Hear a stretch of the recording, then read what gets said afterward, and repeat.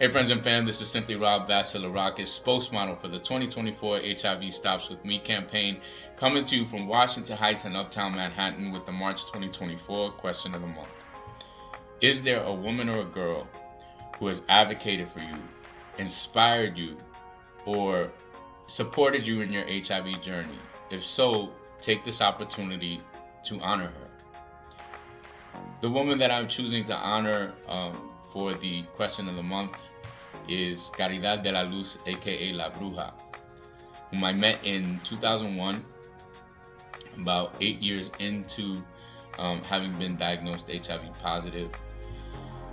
At the time, I was serving as the senior youth counselor at Bronx community-based organization.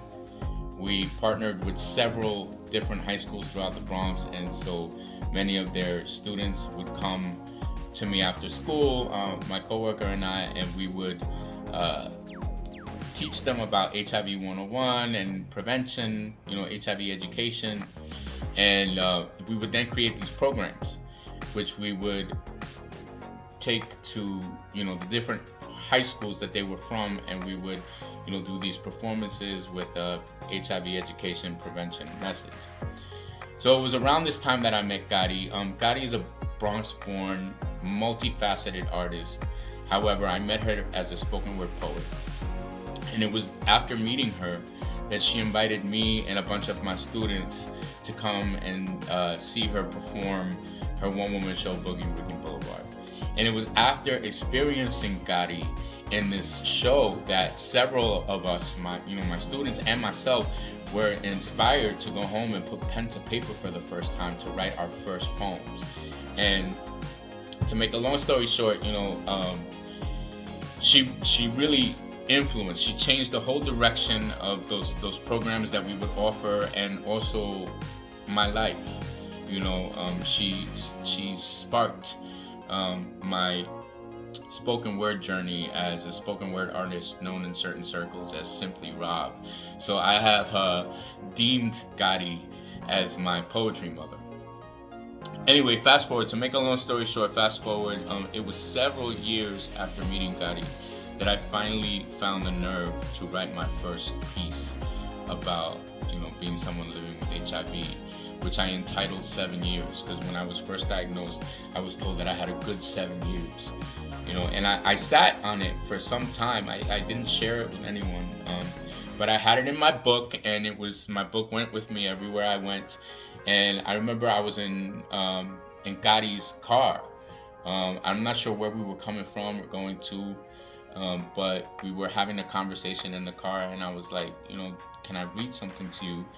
And I shared the piece, and when I was finished, we were both in tears. And she's like, "Oh my God, Rob." She was like, "You really have something here." She's like, where are you gonna perform this? And I was like, "No, I'm not performing this." There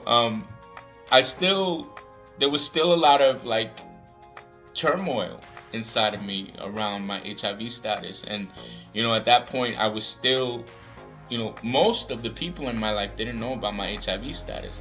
So when it came to sharing, about my HIV status, it was usually in very, compartmentalized spaces, that I deemed to be safe enough for me to share this. Anyway, I could go on and on about Gotti, but what I need to say is that, by inspiring me to tap into the poetry that lived in me, Gotti helped me find my voice, particularly around my HIV status, and it was several years after that before I finally performed that piece, and it was at a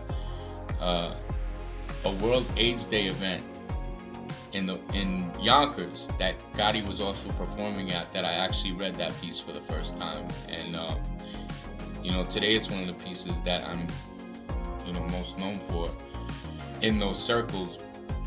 But